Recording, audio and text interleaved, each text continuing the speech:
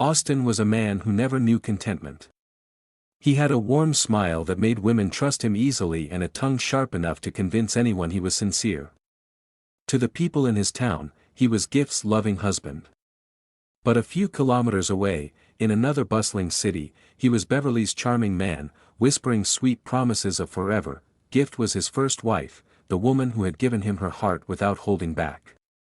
She was calm, gentle, and supportive. Every kobo Austin made, she helped him manage wisely. Every plan he shared, she prayed over it faithfully. She believed in him even when the world doubted him, but Beverly was different. She was bold, influential, and connected to powerful people. Her presence alone made Austin feel like a man who had finally arrived. With Beverly, doors opened, business deals, invitations to exclusive circles, and the promise of a luxurious life. At first, Austin thought he could juggle both. He spent some weeks with Gift, then invented excuses to travel and spend time in Beverly's city. He told Gift it was business. He told Beverly he was always busy because of work. Both women believed him. Both gave him their loyalty, but as his shady fraud business grew riskier, Austin began to see Gift as a burden. She was too simple, too plain, too far from the glittering world he wanted to belong to. Beverly, on the other hand, shined brighter each day. She was invited to events with governors and ministers. Her name carried weight in places Austin could only dream of. One night, lying beside Gift as she slept peacefully, Austin stared at the ceiling with restless eyes. "What do I need loyalty for, when influence can buy me everything?" he whispered to himself. His heart had already shifted, the problem was how to let go of Gift without ruining his image. Divorce would shame him. Abandoning her openly would cause scandal. He needed a way to cut her off completely, clean and permanent. That was when the dangerous idea came to him: what if I am no longer alive to her? What if I die? And rise again in Beverly's city? The thought made his blood race. If Gift believed he was gone, she would mourn and move on. No one would suspect his new life with Beverly. He could hide behind lies and shadows, and no one would connect the dots. A dark smile spread across his face. It was risky, yes, but Austin had always been a gambler. And this time, the reward was too sweet to ignore. He turned on his side, staring at Gift's innocent face. She loved him deeply, but love wasn't enough for him. Not anymore. In that moment, Austin decided, one woman must grieve, the other must rise with him, and he would be the man bold enough to play dead in one city, while living like a king in another. Austin was not an ordinary liar, he was a planner. Once the idea of faking his death settled in his mind, he began to design it with the precision of a thief preparing for the biggest heist of his life. First, he created distance between himself and Gift. He started making frequent trips, claiming his business partners needed him in different states. Gift, being the supportive wife she had always been, never argued. She believed her husband was only working hard for their future. Sometimes she even packed food for his journeys, smiling as she waved him goodbye, but his real destination was Beverly's city. Each visit gave him more confidence that this was where he truly belonged. He attended high-class parties with her, shook hands with influential men, and began to dream of a permanent life in her world. The only problem was Gift. One evening, after returning from one of his long trips, Gift sat beside him on the bed. Her eyes were tired, her voice soft. "Austin," she said, "you've been so restless lately. Are you sure you're okay? If business is troubling you, let me know. We will pray about it together." Austin forced a smile and held her hand. "I'm fine, Gift. I just need time. Trust me." But inside, he was already gone. Weeks later, Austin put his plan into motion. He chose a Friday evening, the perfect time when traffic and confusion would make his story believable. He borrowed a car from one of his fraud partners, telling him it was for a business trip. He drove it to a deserted road close to a river, smashed the car against the barrier, and left it hanging dangerously near the edge. Then, with the help of one of his shady contacts, he spread the news: Austin's car had crashed, and he had fallen into the river. By nightfall, the story spread like wildfire.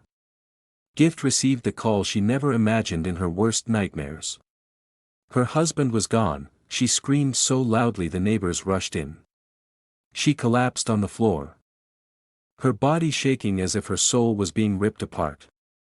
When she woke up, she was surrounded by family and friends, all mourning with her. Search teams went to the river, but no body was recovered.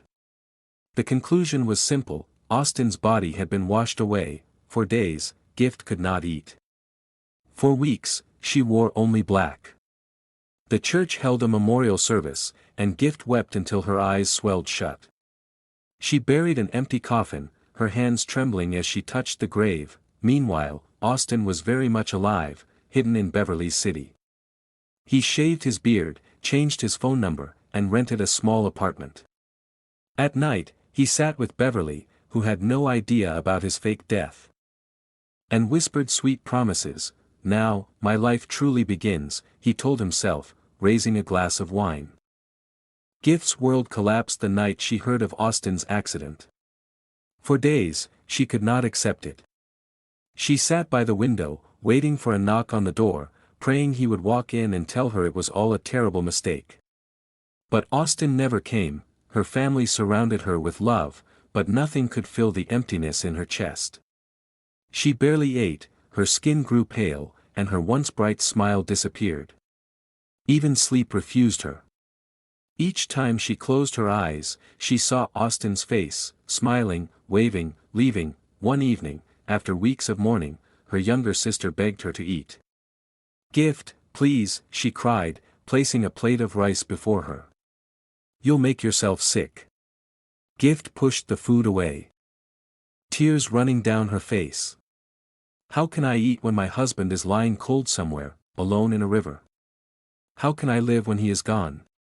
Her family feared she would never recover. Months passed, and slowly, life pushed her forward.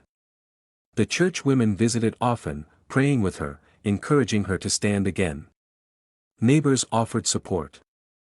Her pastor reminded her, "Death is painful, but life must continue. Austin would want you to live." At first, the words sounded like mockery. Live? How? But as time moved on, the fog of grief began to lift little by little. After a year, Gift finally agreed to leave her hometown for a while. Her childhood friend, Anita, lived in another city and had been begging her to come over. "A change of environment will help," Anita insisted. "You can't keep sitting in that house of memories." Gift packed a small bag and traveled. For the first time in months, she saw the brightness of a different world, the bustling traffic, tall buildings, and lively streets. Anita hugged her tightly at the park. "You look better already," she teased. Gift tried to smile, but her heart was still heavy. Anita made it her mission to keep Gift busy. She took her to markets, church programs, and even encouraged her to register for a short professional course.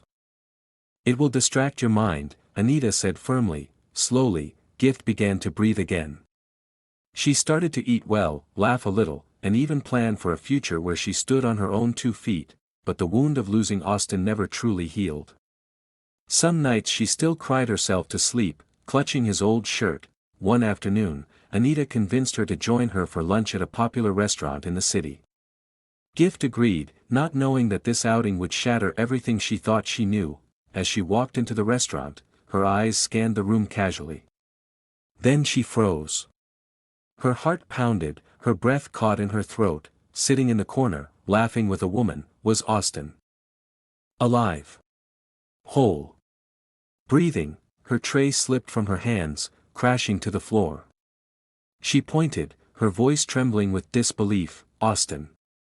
She screamed, and then, everything went black as she collapsed. The restaurant went silent when Gift collapsed on the floor. People rushed to her side, confused and whispering. Austin froze in his chair, his face turning pale. The woman seated beside him, Beverly, looked alarmed. "Do you know her?" Beverly asked quickly. Austin swallowed hard, forcing a weak laugh. No, she must have mistaken me for someone else." But his eyes betrayed him, nervous, restless, shifting from left to right. Anita knelt beside Gift, shaking her desperately. Gift! Please wake up. When Gift didn't respond, panic rose in Anita's voice. Help us, please. Somebody call an ambulance. Beverly shouted, springing to her feet. She didn't even think twice. She left her meal, grabbed her bag, and helped Anita lift Gift up. Austin stood there, frozen. Every instinct told him to run. He couldn't risk Gift exposing him. But running now would make him suspicious. So, he pretended to be a stranger, quietly sliding out of the restaurant while all eyes were on Gift. At the hospital, doctors rushed Gift to the emergency room. Anita paced anxiously, tears in her eyes. Beverly stayed close, strangely unsettled by the whole scene. She had seen the way Gift looked at Austin, like someone staring at a ghost. After some minutes, the doctor came out. She fainted from shock, he explained. She'll be fine, but she needs rest. Something must have frightened her badly. Anita sighed with relief. Thank you, doctor. When they were finally allowed inside, Gift was awake but weak, lying on the hospital bed. Her eyes darted around the room as if she couldn't believe where she was. Anita held her hand. Gift, you scared us. What happened? Why did you faint? Gift's lips trembled. I saw him. Austin. My husband. Anita froze. Beverly gasped softly, her eyes widening. That man you pointed at? Beverly asked carefully. The one sitting in the corner with me? Gift nodded, tears streaming down her face. Yes. That was him. He died, Anita. He died a year ago. We buried him in our hearts. How? How is he alive? Anita felt chills. She had never seen her friend look so broken, yet so sure. Beverly's hands trembled. She sat down slowly, her mind racing. Wait. That man. His name is Austin. Yes. Gift cried. My husband. The love of my life. I thought I was crazy when I saw him. But I'm not. He's alive. Beverly swallowed hard. Her world tilted. The man who had been her fiancé for months, the man she trusted, the man she thought she knew, was Gift's dead husband. For a long time, none of them spoke. The room was filled with heavy silence. Finally, Beverly whispered, then who is he really? And why is he lying to us both? Gift gripped her hand. Their eyes locked. For the first time, two women with broken hearts found themselves on the same side, determined to uncover the truth. The hospital room was quiet, except for the steady beeping of the monitor. Gift sat upright now, still pale, her eyes fixed on Beverly. Anita lingered by the door, uneasy, as though the air was too heavy for her to breathe. Beverly broke the silence first. Her voice was low but sharp, cutting through the tension like a blade. Gift, are you telling me that the man I came here with, the man I've been planning a future with, is your husband? Gift's eyes darkened with pain. Yes. Austin is my husband. Or at least, he was, until I buried him in my heart last year. She trembled. I mourned him. I cried every day. I thought God had punished me when he took him away. But now I know the truth. He lied. He faked everything. Beverly sat back, stunned. Her mind replayed every moment she had shared with Austin, the sweet promises, the charming smile, the plans for their wedding. All of it now felt like poison honey. Gift, Beverly whispered, he told me he was a widower. He said his wife died years ago. He made me believe I was saving him from loneliness. I didn't know. Gift's tears turned to fire. So, he lied to you too. Anita stepped forward. This man is dangerous. He's playing with lives.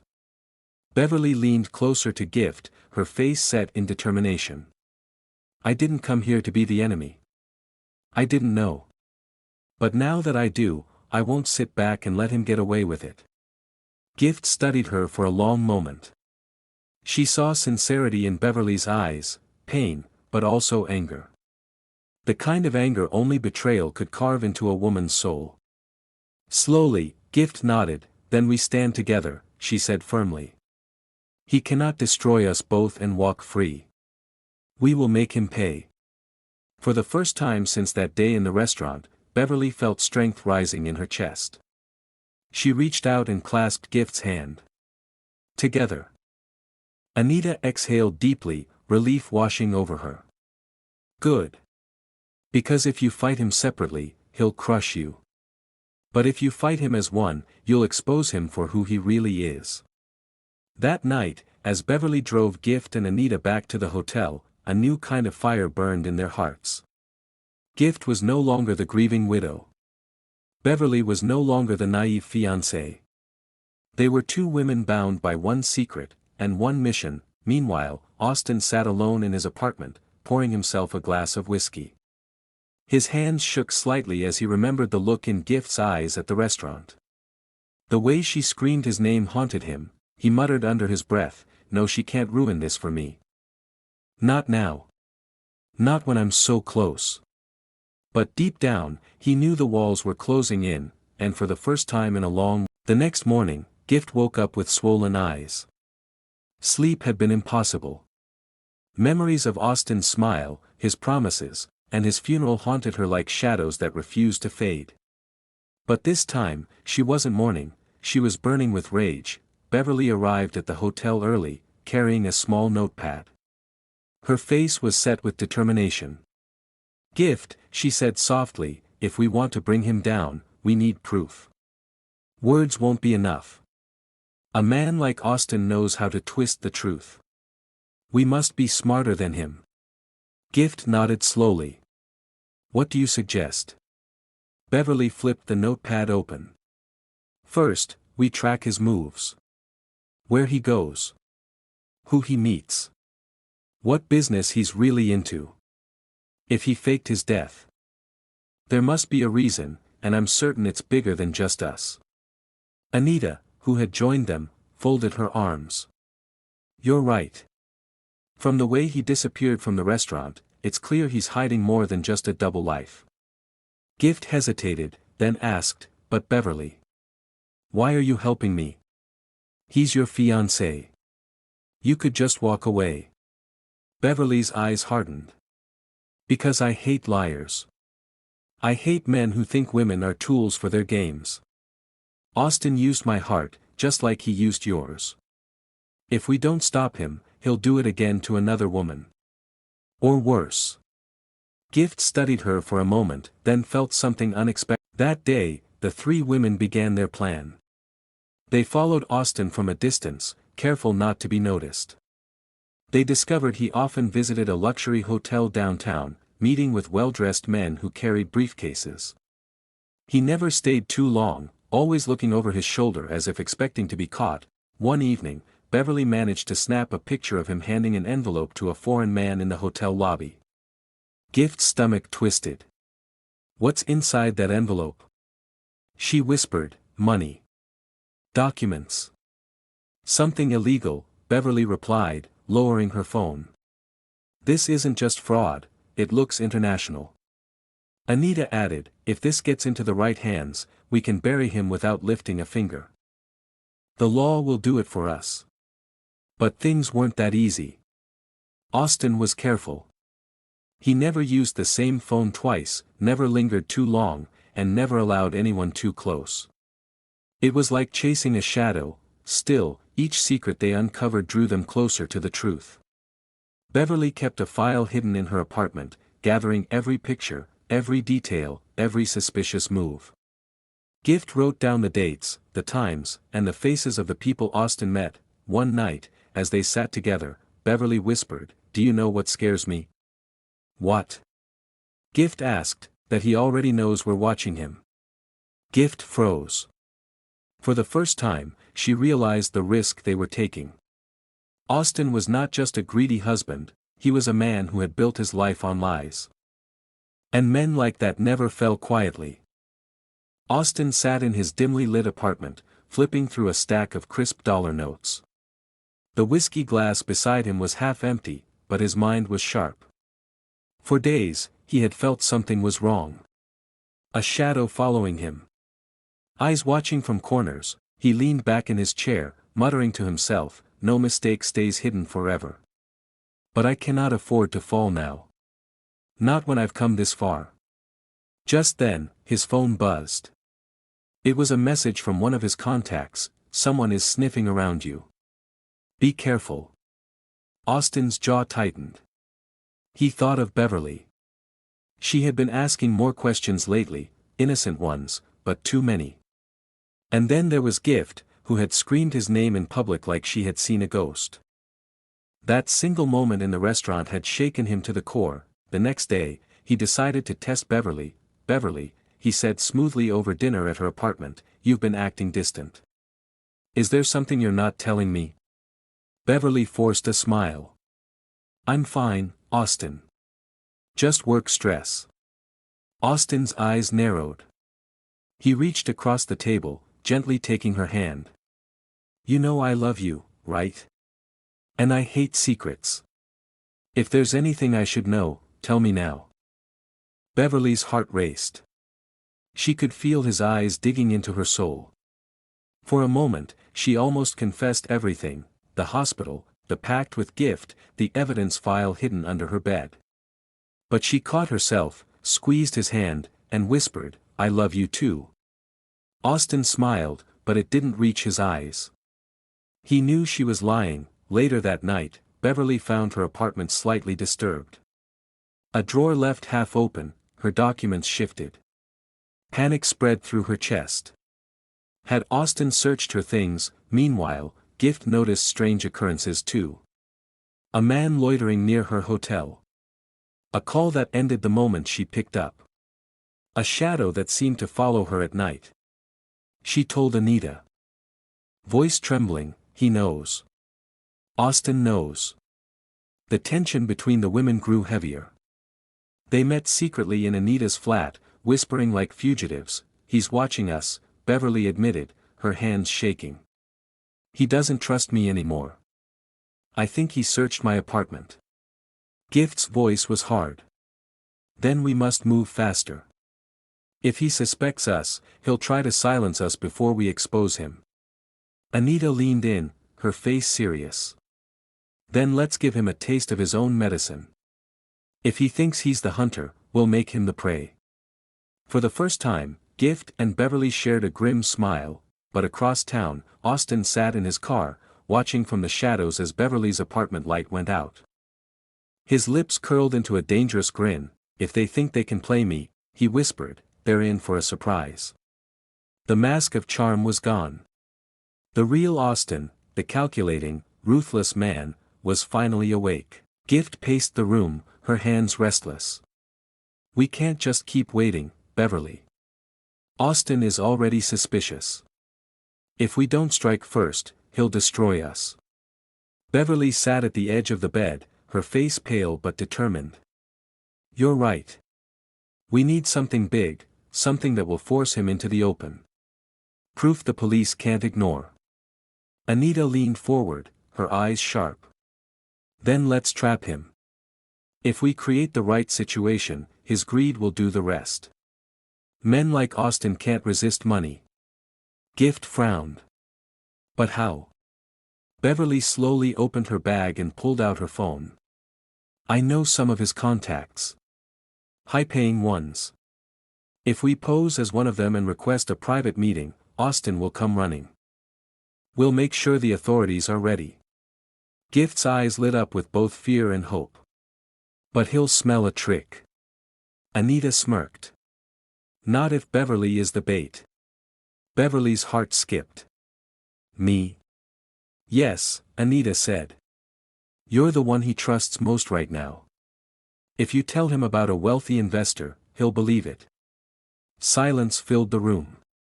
Beverly knew it was dangerous. Austin was already suspicious, and if he realized she was lying, he wouldn't hesitate to silence her forever. But she also knew this was their only chance. Finally, she nodded. All right. Let's do it. The plan was simple but risky. Beverly would tell Austin that she had a new business contact, a powerful investor willing to fund his projects. The meeting would take place at an upscale hotel suite, which Anita had already arranged. Behind the scenes, law enforcement officers would be waiting, tipped off anonymously about Austin's fraud dealings. The night before the trap, Beverly barely slept. She kept rehearsing her lines in her head, trying to sound convincing. Gift stayed by her side, holding her hand whenever fear threatened to break her courage. You're stronger than you think, Gift whispered. This is not just about us. This is about every woman he has lied to, every life he has ruined. The next evening, Beverly walked into the hotel suite wearing a calm mask, though her heart raced beneath her dress. Austin arrived shortly after, dressed sharply, carrying his usual confident smile. Beverly, my darling, he said, kissing her cheek. You said you had good news for me? Yes, Beverly replied smoothly. An investor. Big money. But he wants to meet you in person. He'll be here soon. Austin's eyes sparkled greedily. He poured himself a drink, pacing like a man already counting his profit. You've done well, Beverly. This deal could change everything. But then, something shifted. Austin paused, narrowing his eyes.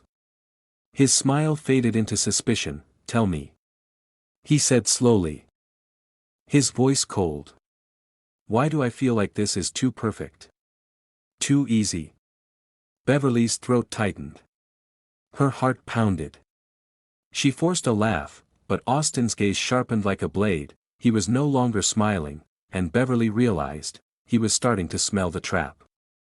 Austin's eyes pierced Beverly like knives. The playful smile he once wore had completely disappeared. His voice turned sharp. Where is this so-called investor? He asked, pacing the hotel suite. Why isn't he here yet? Beverly forced a calm expression. Relax, Austin. He's on his way. Deals like this take patience. But Austin wasn't convinced. He moved closer, his gaze searching her face. You've changed, Beverly. You ask too many questions these days. And now you bring me here. Alone. For a mystery investor. He leaned in, whispering, Are you betraying me? Beverly's hands shook under the table. She tried to steady her breathing. Of course not. I want to see you succeed. Don't you trust me? Austin studied her for a long, tense moment. Then, unexpectedly, he smiled again. Maybe I do. Maybe I don't. He poured himself another drink, but his eyes never left her. Beverly excused herself and quickly texted Anita and Gift from the bathroom. He suspects something. Hurry, downstairs. Gift and Anita sat in a car with two plainclothes officers waiting for Beverly's signal. Gift clenched her fists, whispering, God, please protect her. If he finds out. Anita reassured her, though her own voice was tight. She can handle it. We just need him to incriminate himself. Back in the suite, Austin suddenly pulled out a slim envelope from his jacket and waved it in front of Beverly. Do you know what this is? She shook her head. Bank account details. Millions of naira. Transactions that can never be traced. If someone wanted to bury me, this is the kind of thing they'd need. His smile twisted. But I don't let anyone that close. Not even you, Beverly. Beverly swallowed, terrified. He was testing her. Just then, the doorbell rang. Austin stiffened. Slowly, he walked to the door and opened it a crack. It was a hotel staff member delivering champagne that Beverly had arranged earlier as a cover. But Austin's suspicion deepened. He slammed the door shut and turned on Beverly. This was a setup, wasn't it? His voice thundered, his eyes blazing with fury. Beverly's heart pounded. No, Austin, please listen. But before he could explode further, the suite door burst open.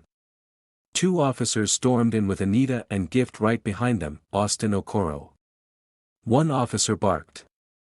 "You're under arrest for fraud, identity manipulation, and conspiracy." Austin froze, disbelief on his face. His eyes darted between Beverly and Gift, realization hitting him.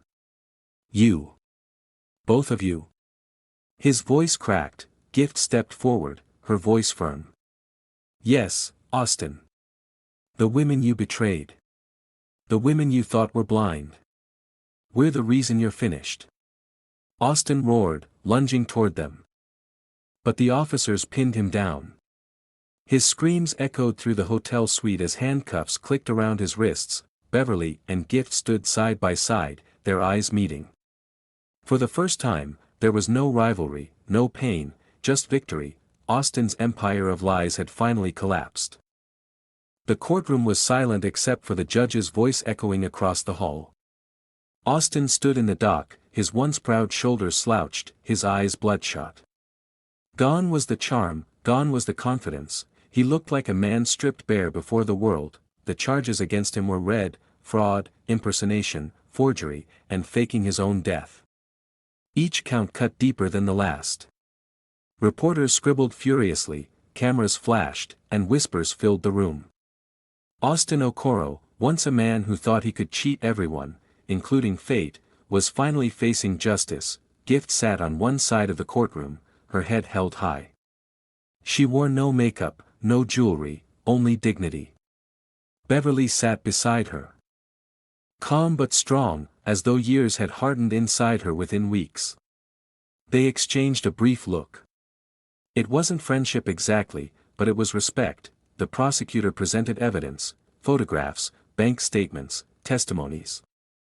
Everything Beverly and Gift had risked their lives to gather. Piece by piece, Austin's empire of deceit crumbled in public. When it was his turn to speak, Austin's voice broke. "I didn't mean to hurt anyone. I wanted more. More money, more power. I thought I could control everything. But I lost it all." The judge looked at him without pity. "You faked your death, abandoned your wife, deceived another woman, and used greed as your compass. For crimes against these women and the law. You will serve 30 years in prison." The gavel came down with a heavy thud. Case closed. Gasps filled the room. Reporters rushed to capture his downfall. Austin's knees buckled as guards pulled him away in handcuffs. His eyes searched for Beverly and Gift, desperate for mercy. But neither woman looked at him. Outside the courthouse, the sky was clear, a symbol of fresh beginnings. Gift took a deep breath, as though finally exhaling the grief she had carried for so long. She whispered, "It's over. Truly over." Beverly turned to her. "No, Gift. It's not just over. It's a new beginning, for both of us. He thought he could bury us in lies, but instead, we buried him with the truth." For the first time, a faint smile crossed Gift's lips. "You're right." They walked down the courthouse steps side by side, Anita waiting for them at the bottom. Cameras flashed as reporters shouted questions, but the women didn't answer. They didn't need to. Their silence was louder than any words. Later that evening, Gift returned to her hometown. She stood quietly by the river where she had once cried over Austin's death. This time, she didn't cry. She simply let the wind brush her face. Free at last, Beverly, in another city, sat at her desk and tore up the wedding invitation she had once treasured. She poured herself a glass of water and whispered, "To freedom." Far away, in his cold prison cell, Austin stared at the walls. For the first time, he realized he wasn't just alone. He was forgotten, and that was the greatest punishment of all.